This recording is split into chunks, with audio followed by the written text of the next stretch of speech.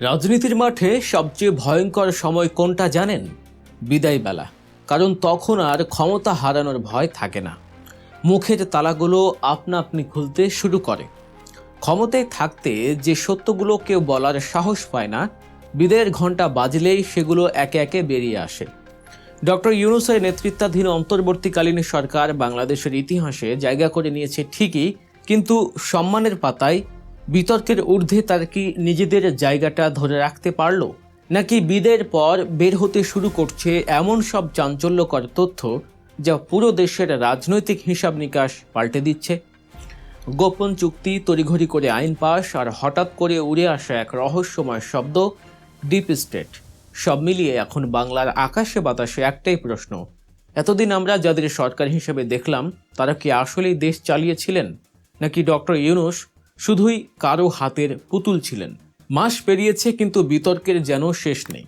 ১.৫ বছরের একটি সরকার দেশের রাজনৈতিক ইতিহাসে এতটা সমালোচিত হবে, এমন নজির খুঁজতে গেলে ইতিহাসবিদদের হয়তো আলাদা করে গবেষণায় বসতে হবে। আর সবচেয়ে আশ্চর্যের বিষয় হলো, এই সমালোচনা শুধু বিরোধী শিবিরের রাজনীতির ভাষায় সীমাবদ্ধ নেই। খোদ প্রশাসনের ভেতর থেকে, সুশীল সমাজ, এমনকি সরকারের একেবারে ঘনিষ্ঠজনদের মুখ থেকেও বেরিয়ে আসছে চাঞ্চল্যকর সব অভিযোগ। সরকারের উপদেষ্টাদের বিরুদ্ধে ক্ষমতার অপব্যবহার আর দুর্নীতির ফিসফাস এখন আর চাপা নেই। মানুষ এখন প্রকাশ্যে এই নিয়ে কথা বলতে শুরু করেছে। কে কতটা ক্ষমতার অপব্যবহার করেছেন সেটাই যেন এখন রাজনৈতিক আলাপের নতুন বিষয় হয়ে দাঁড়িয়েছে। প্রতিদিন অভিযোগের তালিকা লম্বা হচ্ছে, আর সরকারের নৈতিক অবস্থান যেন ছোট হয়ে আসছে। রাষ্ট্রবিজ্ঞানের ভাষায় যাকে নৈতিক বৈধতা বলা হয়, তা ধীরে ধীরে ক্ষয়ে যাচ্ছে। ভাবুন তো, সংসদ নেই, অথচ তড়িঘড়ি করে জারি করা হয়েছে ১৩৩টি অধ্যাদেশ। এই বিশাল সংখ্যাটা শুনলেই বোঝা যায় আইন তৈরির ক্ষেত্রে কতটা তাড়াহুড়ো করা হয়েছে। সংসদবিহীন সময়ে অধ্যাদেশ জারি করা নতুন কিছু নয়, কিন্তু প্রশ্ন উঠেছে এর উদ্দেশ্য নিয়ে। কোনটা জনস্বার্থে আর কোনটা ক্ষমতার কাঠামো বদলানোর জন্য করা হয়েছে, সেই হিসাব মেলাতে গিয়ে বিশেষজ্ঞদের কপালে ভাঁজ পড়েছে। সংবিধান বিশেষজ্ঞরা বলছেন, এর মধ্যে অনেকগুলো সিদ্ধান্তই ছিল একেবারেই অপ্রয়োজনীয় এবং অযাচিত। অর্থাৎ আইন তৈরি হয়েছে ঠিকই, কিন্তু মানুষের আস্থার ভিত্তি তৈরি হয়নি। আর রাজনীতিতে আস্থা হারানো মানে নদীর বাঁধে চির ধরা। বাইরে থেকে কিছু বোঝা যায় না, কিন্তু ভেতরে ভেতরে পানি ঢুকতে থাকে। অন্তর্বর্তীকালীন সরকারের ক্ষেত্রেও ঠিক সেটাই ঘটেছে। বিদেশি চুক্তি নিয়ে গোপনীয়তা, বিশেষ করে ক্ষমতা হস্তান্তরের আগে যুক্তরাষ্ট্রের সাথে বিদায় বেলার কোনো গোপন সমঝোতা হয়েছিল কিনা, সেই সন্দেহ এখন আরও ঘনীভূত হচ্ছে।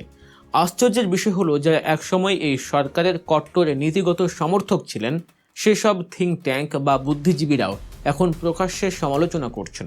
তাদের এই অবস্থান বদল দেখলেই বোঝা যায় বাতাসের দিক বদলাচ্ছে। আর এই বদলানো বাতাসের সব ভেতরের খবর, রাজনৈতিক বিশ্লেষণ এবং চাঞ্চল্যকর তথ্য পেতে গল্প নিউজ চ্যানেলটি এখনই সাবস্ক্রাইব করে রাখুন। চলুন আমাদের মূল আলোচনায় ফিরে যাই। ঠিক এমন টালমাটাল সময়েই এবারের স্বাধীনতা দিবসে ঘটে গেল এক বিশাল রাজনৈতিক বিস্ফোরণ। সাবেক ছাত্র উপদেষ্টা আসিফ মাহমুদ সজীব ভুঁইয়ার একটি বক্তব্য যেন শান্ত পানিতে বড়সড় পাথর ছুঁড়ে মারল। এর তরঙ্গ ছড়িয়ে পড়ল সারা দেশে। তিনি সরাসরি দাবি করলেন, সরকারের শুরুতেই এক শক্তিশালী ডিপ স্টেট বা অদৃশ্য শক্তি এই অন্তর্বর্তী সরকারকে দীর্ঘদিন ক্ষমতায় রাখার প্রস্তাব দিয়েছিল। শর্ত ছিল একটাই, কিছু রাজনৈতিক বাস্তবতা নিজেদের নিয়ন্ত্রণে রাখতে হবে এবং নির্বাচনকে এমনভাবে সাজাতে হবে যাতে নির্দিষ্ট কিছু রাজনৈতিক শক্তি সুবিধা পায়। এই একটি বক্তব্য হঠাৎ করেই রাজনীতির অদৃশ্য পর্দা সরিয়ে দেয়। এখন প্রশ্ন হলো, এই ডিপ স্টেট আসলে কি? শুনতে খুব রহস্যময় মনে হলেও ধারণাটি বেশ পুরনো। রাষ্ট্রের দৃশ্যমান ক্ষমতার বাইরে থাকা অতি প্রভাবশালী শক্তিগুলোর সমষ্টিকেই এই শব্দ দিয়ে বোঝানো হয়। নির্বাচিত সরকার আসে যায়, কিন্তু কিছু শক্তি স্থায়ীভাবে থেকে যায়। তারা নীতি নির্ধারণে প্রভাব ফেলে, ক্ষমতার ভারসাম্য নিয়ন্ত্রণ করে। তুরস্কে এই ধারণার উৎপত্তি হলেও ডোনাল্ড ট্রাম্প আমেরিকায় ক্ষমতায় এসে এই শব্দটিকে নতুন রাজনৈতিক অস্ত্রে পরিণত করেন। তিনি দাবি করেছিলেন, নির্বাচিত সরকারের বাইরে এক অদৃশ্য কাঠামো আমেরিকার নীতি নিয়ন্ত্রণ করে। আসিফ মাহমুদের মুখ থেকে এই ডিপ স্টেট শব্দটি শোনার পর বাংলাদেশের রাজনীতিতেও এক নতুন হিসাব নিকাশ শুরু হয়েছে। অন্তর্বর্তী সরকার ক্ষমতা নেওয়ার পর থেকেই আন্তর্জাতিক সংস্থা ও পশ্চিমা প্রভাব উল্লেখযোগ্য হারে বেড়ে গেছিল। অর্থনৈতিক সংস্কার থেকে শুরু করে রাজনৈতিক রূপান্তর, সব জায়গায় বিদেশি পরামর্শ যেন অপরিহার্য হয়ে ওঠে। আসিফ মাহমুদ হয়তো কোনো নির্দিষ্ট দেশের নাম বলেননি, কিন্তু তার ইশারা অনেক কিছুরই ইঙ্গিত দেয়। প্রথম 10 মাসে নির্বাচন নিয়ে সরকারের প্রকাশ্য কোনো আগ্রহই ছিল না। উল্টো নির্বাচন যে অনেক দূরের বিষয় এমন একটা আবহ তৈরি করা হয়েছিল। উপদেষ্টাদের কথায় বারবার দীর্ঘমেয়াদী ক্ষমতায় থাকার ইশারা পাওয়া যাচ্ছিল, অথচ দেশের সাধারণ মানুষের বাস্তবতার দিকে তাকালে দেখা যায় ভিন্ন চিত্র। দেশের অর্থনীতি টালমাটাল, মুদ্রাস্ফীতি মানুষের ক্রয় ক্ষমতাকে গ্রাস করছে, বেকারত্ব বাড়ছে, চাঁদাবাজি এবং মব জাস্টিস জনজীবনকে চরম অস্থির করে তুলেছে। মানুষের এই তাত্রী অবস্থার মধ্যে সরকার যেন মেতেছিল নীতিগত পরীক্ষা নিরীক্ষায়, যা ছিল সাধারণ মানুষের বাস্তবতা থেকে যোজন যোজন দূরে। ক্ষমতার একটা অলিখিত নিয়ম আছে, ক্ষমতা কখনোই শূন্যস্থান পছন্দ করে না। জনগণ যখন নির্বাচনের দাবি জোরালো করতে শুরু করলো, তখন রাজনৈতিক চাপ আর অর্থনৈতিক সংকটের মুখে সরকার বাধ্য হলো তাদের অবস্থান বদলাতে।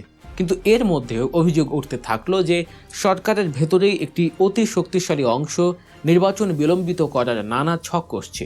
নানা রাজনৈতিক কৌশল, উত্তেজনা, সামাজিক অস্থিরতাকে ব্যবহার করা হচ্ছিল সময় বাড়ানোর হাতিয়ার হিসেবে। সবচেয়ে বিস্ময়কর ব্যাপার হলো, এত সব গুরুতর অভিযোগ ওঠার পরও সরকারের তরফ থেকে কোনো শক্ত প্রতিবাদ আসেনি। নীরবতা অনেক সময়ই অপরাধ স্বীকারোক্তির মতো শোনায়। এই নীরবতা সরকারের কিছু সিদ্ধান্তকে আরও বিতর্কের মুখে ঠেলে দেয়। আঞ্চলিক নিরাপত্তা, বন্দর ব্যবস্থাপনা, অর্থনৈতিক সংস্কার বা আন্তর্জাতিক চুক্তি সবকিছু মিলিয়ে একটি ধারণা তৈরি হয় যে রাষ্ট্রীয় অগ্রাধিকারের চেয়ে অন্য কোনো অদৃশ্য এজেন্ডায় যেন বেশি গুরুত্ব পাচ্ছে। জনগণের চোখে সরকার তখন আর নিরপেক্ষ মধ্যস্থতাকারী থাকে না, বরং বৃহত্তর কোনো রাজনৈতিক খেলায় অংশগ্রহণকারী হয়ে ওঠে।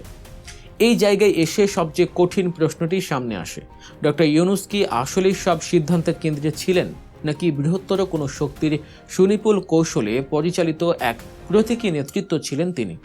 ইতিহাসে এমন উদাহরণ মোটেও কম নয়, যেখানে মঞ্চে দাঁড়িয়ে থাকা ব্যক্তিটি অনেক বড় মাপের হন, কিন্তু ক্ষমতার আসল সুতো এবং নাটকের স্ক্রিপ্ট লেখা হয় পর্দার আড়ালে।